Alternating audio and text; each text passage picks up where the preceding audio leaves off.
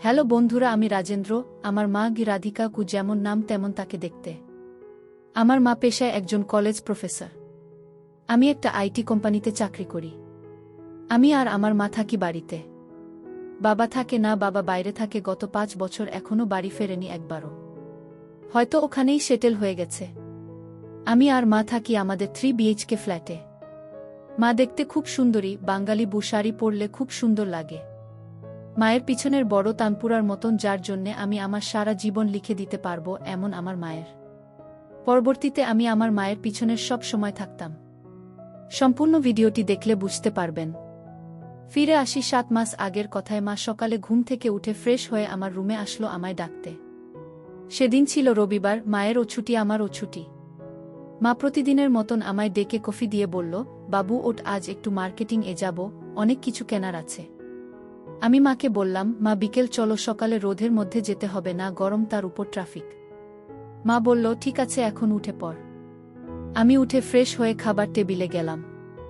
মা একটু পর খাবার নিয়ে আসছিল। ঠিক তেমন সময় কিচেনের ফ্লোরে জল থাকায় জলে স্লিপ কেটে পা পিছলে পড়ে গেল সব খাবার দাবার নিয়ে। মা পুরো চিত হয়ে পড়েছে আর প্রচণ্ড মাজায় লেগেছে, খুব জোরে পড়ার শব্দও হয়েছে। মা তো পরে খুব কান্না করছিল। আমি কোনো মতে টেবিল থেকে উঠে গেছি মাকে ধরতে। মাকে পাজা করে তুলে কোনো মতে টেবিল অবধি নিয়ে এসেছি। মা খুব কান্না করছিল। আমি কি করব বুঝতে পারছিলাম না। দৌড়ে গিয়ে ফ্রিজ খুলে বরফ এনে মায়ের মাজায় চেপে ধরে মায়ের চোখের জল মুছে দিলাম আর খুব জোরে বরফ চেপে ধরেছিলাম। মায়ের কোনো মতে কান্না থামছে না, বসতেও পারছে না চেয়ারে। আমি মাকে কোলে তুলে নিয়ে মায়ের বেডরুমে নিয়ে শুয়ে দিলাম। তারপর বরফ এর সেক দিতে থাকলাম। এবার মা একটু শান্ত হলো। তারপর মা বলল, বাবু টেবিলে মুভ স্প্রে আছে, ওটা নিয়ে এসে স্প্রে করে দে, ঠিক হয়ে যাবে। আমি মুভটা স্প্রে করে দিলাম। তারপর বললাম, মা তুমি শুয়ে থাকো, আমি ডাক্তারকে বলে ওষুধ নিয়ে আসি। মা বলল, থাক বাবু, ওষুধ লাগবে না, একবারে বিকেলে বের হব, তখন ডাক্তার দেখিয়ে নেব। আমি বললাম, না, বিকেলে কোথাও বেরোনো হচ্ছে না এই অবস্থায়। মা বলল, না বাবু, আজ যেতে হবে, আমার দরকারি কেনাকাটা করতে হবে। আমি বললাম, কি কি লাগবে আমায় বলো, আমি নিয়ে আসব, কিন্তু তুমি আজ কোথাও বেরোবে না এই অবস্থায়, আর তাছাড়া তুমি বাইকে বসতেও পারবে না, মাজায় যা লেগেছে। মা বলল, ঠিকই বলেছিস, কিন্তু আমার আর্জেন্ট আছে আর তুই কিনতেও পারবি না। আমি বললাম, তুমি লিস্ট করো, আমি কিনে আনব, ঠিক? মা বলল, ঠিক আছে। তারপর আমি ডাক্তারকে বলে ওষুধ নিয়ে এলাম। মা সারাদিন শুয়ে থাকল। আমি মাকে দুপুরে খাবার এনে খাবিয়ে দিলাম। তারপর বিকেলে আমি মায়ের কাছে এসে জিজ্ঞেস করলাম, তোমার কি কি লাগবে বলো। মা প্রথমে ঘরের কিছু জিনিস এর লিস্ট দিল। আমি বললাম, এগুলো আনতে আমি পারবো না। তুমি আমায় কি মনে করো? মা বলল, এগুলো না বাবু, আমার কিছু পার্সোনাল জিনিস লাগবে সেগুলো। আমি বললাম, বলো। মা বলল, আমার বলতে কেমন লাগছে? আমি তখন বললাম, মা তুমি শুধু শুধু এমন করছো, আমায় বলতে তোমার প্রবলেম? মা বলল, আচ্ছা শোন তবে, আমার কিছু ছোট গার্মেন্টস লাগবে, কাল পরশু আমার ওটা শুরু হবে। আমি বললাম, এই ব্যাপার, আর তুমি আমার কাছে লজ্জা কেন পাচ্ছ? এগুলো প্রয়োজনীয় জিনিস, এগুলো আমি ছাড়া তোমায় কে এনে দেবে শুনি? বাবা নেই আর আমি তোমার প্রয়োজন মেটাবো না। বাবা তুই খুব বড় হয়ে গেছিস দেখছি। আমার ছেলে তো পুরো বাবার মতন হয়েছে, মায়ের খুব খেয়াল রাখা দায়িত্ববান ছেলে। আমার মায়ের খেয়াল না রেখে কার রাখবো শুনি? আচ্ছা শোন তবে, আমার এক সেট লাগবে 38 সাইজের, আর একটা ও লাগতো, কিন্তু তুই কিনতে পারবি না, ওটা থাক। মা তোমার ইয়ের সাইজ 36? ইয়ার কি করে বললাম হেসে। এই দুষ্টু কি সব বলছিস মাকে? হ্যাঁ 36 কেন রে? না সেটা না, এমনি দেখলে কিন্তু বোঝা যায় না। ও আচ্ছা, তুই কবে দেখলি শুনি? দেখিনি মানে উপর থেকে বোঝা যায় না তাই বললাম। আচ্ছা উপর থেকে বুঝি দেখা হয় মায়ের? আমি হেসে বললাম, ধুর তুমি না বোঝো না, ওইভাবে বলিনি। ছাড়ো, আমি বেরোচ্ছি, আর কিছু লাগবে বলো। না না, আর কিছু না। আমি বেরোলাম। মা ঘরে একা, আমি বাইরে থেকে তালা দিয়ে গেলাম। আমি একটা মেয়েদের গার্মেন্টসের দোকানে ঢুকলাম। সেখানে বললাম যা যা লাগবে। দোকানের লোকটা বলল, স্যার বৌদির জন্যে নিজে কিনে নিয়ে যাচ্ছেন, বৌদি খুব লাকি। আমি বললাম, ভালো দেখে বার করতে, ব্র্যান্ডেড। উনি কিছু বের করল যেগুলো প্রচণ্ড সুন্দর। সেগুলো দেখে আমার যেন মায়ের কথা মনে পড়ে গেল, আর ভাবতে থাকলাম যে এটা মা পড়লে যা লাগবে না। আমি ইচ্ছা করে ওইটা নিলাম, আর তার সাথে ম্যাচিং করে ব্ল্যাক কলারের।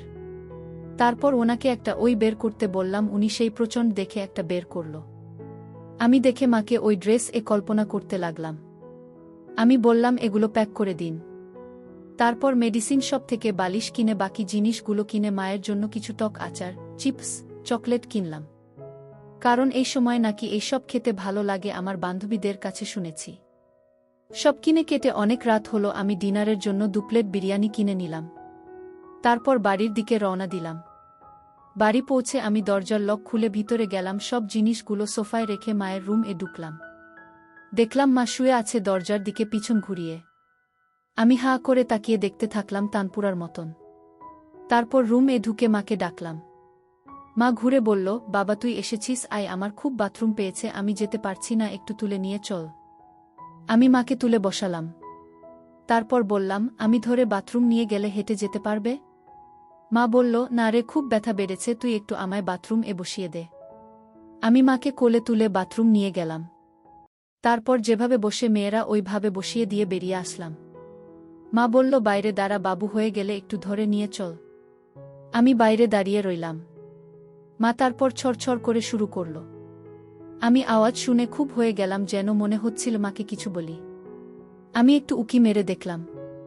আমি উকি মেরে আছি, মা সেটা আয়নায় দেখতে পেয়ে বলল, এই শয়তান কি করছিস তুই, আমায় বাথরুম করতে দেখছিস? আমি, না মা, আসলে ভাবলাম হয়ে গেছে তাই তাকালাম। মা, সব বুঝি লুকিয়ে মাকে দেখা হচ্ছে। অসভ্য ছেলে, মাকে কেউ এইভাবে দেখতে আছে? আমি, মা তুমি যে কি সুন্দরী, আর তোমার যে কত সুন্দর সেটা দেখতে ইচ্ছা হচ্ছিল। হুট করে আমার মুখ থেকে এটা বেরিয়ে গেল। মা, ও আচ্ছা, আমি সুন্দরী সেটা বুঝিয়ে আমায় বাথরুম করতে দেখে বুঝলি? তাও পিছন থেকে দেখে? আমি, মা সরি। আমি মুখ নিচু করে থাকলাম। মা, আয়, আমায় তুলে নিয়ে চল।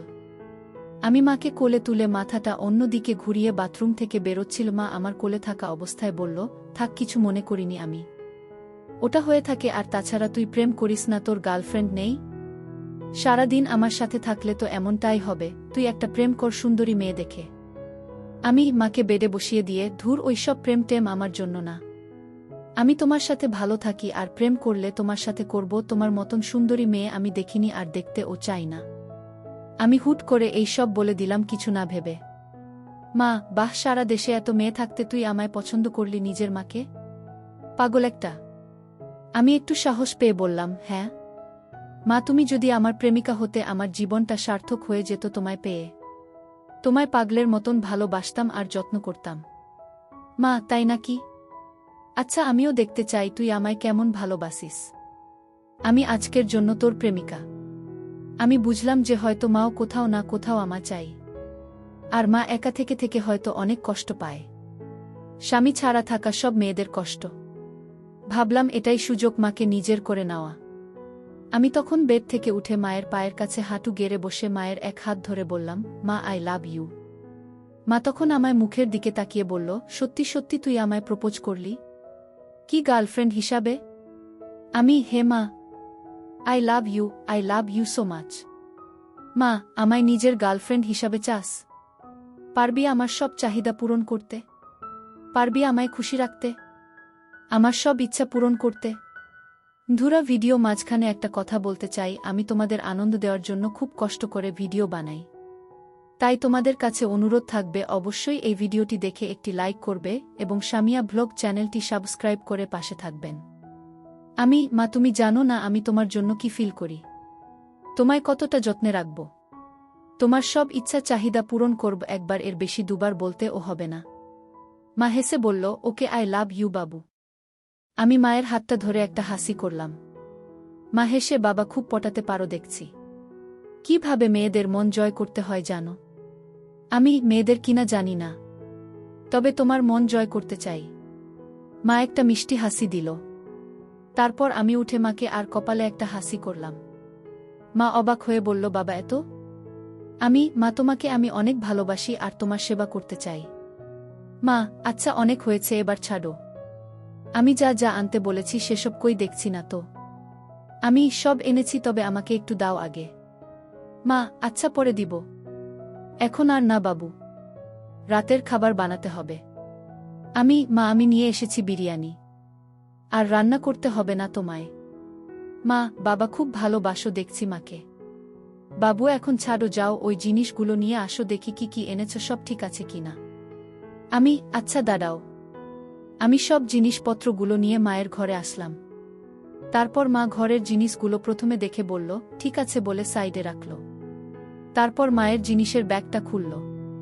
খুলে দেখল প্রথমে চকলেট, আচার, চিপস। মা বলল, তুই এইসব এনেছিস কেন, কে খাবে? আমি বললাম, কেন, তোমার জন্য এনেছি মা, তুমি খাবে। এই সময় নাকি মেয়েদের এইসব খেতে মন চায়, তাই নিয়ে এলাম। মা তো আমার দিকে হা করে তাকিয়ে হুট করে বেড থেকে উঠে আমায় ধরে আমার কপালে হামি দিতে লাগল। আর বলল, বাবু তুই সত্যি আমার প্রেমিক, ভালোবাসার মানুষ। না হলে তুই এত কিছু আমার জন্য ভাবতি? মা আমি সত্যি জীবনে প্রথম কাউকে ভালোবেসেছি, সেটা শুধু তুমি মা, তুমি। মা খুব আদর করল আর বলল, আবার থেকে আমার সব দায়িত্ব তোকে দিলাম, আমার সব কিছুতে তুই, আর কেউ না। আমি মাকে বললাম, এবার দেখো তোমার জন্য কি কি এনেছি। মা একের পর এক জিনিস দেখছে আর আমার দিকে তাকাচ্ছে, যেন নিজের মধ্যে একটা অন্য কিছু অনুভব করছে। মা, তুই এগুলো আমার জন্য এনেছিস? এত সুন্দর ড্রেস? আমায় এগুলো পরাতে চাস? এগুলোতে দেখতে চাস বুঝি? আমি, না মানে আসলে তেমন কিছু না মা। মা থাক, হয়েছে। তুই যখন এগুলো এনেছিস আমি পরব তোর জন্য। আর সত্যি কথা বলতে আমারও খুব ইচ্ছা ছিল এমন ড্রেস পরার। মা তুমি সত্যি বলছো? তুমি এগুলো পরবে? ও মা, আমায় একবার পরে দেখাবে? আমি তোমায় দেখতে চাই এগুলো পরা অবস্থায়। প্লিজ মা, বারণ করো না। মা, বোকা, তোর জন্য পরব আর তোকে দেখব না? তুই আমার প্রেমিক, আমার সব কিছু তোর, তুই আমায় দেখতে পারিস তোর যেভাবে ইচ্ছা। আমি ভাবতে পারছি না আমার মা আমার সামনে বের করে দাঁড়িয়ে আছে। মা বলল, কিরে বাবু, কি দেখছিস অমন করে আমার দিকে তাকিয়ে? আমি মায়ের দিকে তাকিয়ে একটা ঢোক গিলে, মা তোমার এগুলো কি করে এত বড় বানালে, এমন সুন্দর অন্য কাউদেরও দেখিনি। মা বলল, একদম না, ওসব একদম হবে না। আমি অবধি থাক আর আমায় দেখার পারমিশন দিলাম, আর কিছু না। এই বলে মা আমার কিনে আনা জিনিসগুলো পরতে লাগল। ওই জিনিসগুলো পরে মা বলল, বাবু কটা ফটো তুলে দে আমার, দেখি কেমন লাগছে। আমি মায়ের অনেক ফটো তুলে দিলাম, তারপর অনেক পোষে মা ফটো তুলল। আমার খুব ভালো লাগছিল মা দেখে। মা আমায় বলল, বাবু এগুলো মায়ের সাথে না বুয়ের সাথে করবি। আমি বললাম, আমার বউ তুমি, আমি তোমাকে বিয়ে করব। মা হেসে বলল, পাগল নাকি তুই? আমি তোর মা। হ্যাঁ, একটা হতে পারে, প্রেমিক হতে পারি, তবে বউ না। তাই হবে, আপাতত প্রেমিক হয়ে থাকো, পরে দেখছি বউ কি করে বানাতে হয়। মা, আস্তে বাবা, এত তাড়াহুড়ো কেন? আমি কোথায় যাচ্ছি না পালিয়ে। তোর যা খুশি কর, আমি এই দিনটার অপেক্ষায় ছিলাম। মানে? মা, তোকে আমি আমার কাছে চাই, কিন্তু মা হয়ে কি করে বলি এসবের কথা? তাই কখনো বলার সাহস হয়নি। আর আজ যখন তুই আমায় যত্ন করলি, আমি ডিসাইড করে নিয়েছি যে তোর সাথে আমি আমার সব উজাড় করে দেব। কারণ আমি আমার নিজেকে কন্ট্রোল করতে পারছি না। তোর বাবা নেই, কত বছর এই কষ্ট কি করে কমাবো বল? আর তুই আর আমি বাড়ি থাকি, আমার তোর প্রতি ওই দুর্বলতা হয়ে গেল আস্তে আস্তে। আমি তোকে কাছে চাই, অনেক কাছে, আমার ভালোবাসার মধ্যে চাই তোকে বাবু। মা তুমি আগে কেন বলনি? আমি তোমায় দেখে দেখে দিন দিন জ্বলছি, কষ্ট পাচ্ছি। তোমাকে চাইছি, কিন্তু আমি সাহস পাইনি বলতে। আমি তোমার কাছে থাকবো, তোমার মধ্যে থাকবো। তোমার সব কিছু এখন থেকে আমার। মা, হে বাবু, আমার সব তোর। তুই আমায় সুখে শান্তিতে থাকতে দে। সবশেষে করতে আমাদের 5 মিনিট পার হয়ে গেল। দুজনে বাথরুমে ঢুকে ফ্রেশ হয়ে তারপর বিরিয়ানি খেলাম। খাওয়া শেষ করে আবারও 1 ঘন্টা মায়ের সেবা করে আমি আর মা হাঁপিয়ে দুজনকে ঘুমিয়ে পড়লাম। বন্ধুরা, আজকের গল্পটি যদি তোমাদের ভালো লেগে থাকে তাহলে অবশ্যই ভিডিওটিতে লাইক করতে ভুলবে না। আর এরকম নতুন নতুন গল্প পেতে আমাদের সামিয়া ব্লগ চ্যানেলটিকে সাবস্ক্রাইব করে পাশে থাকবে।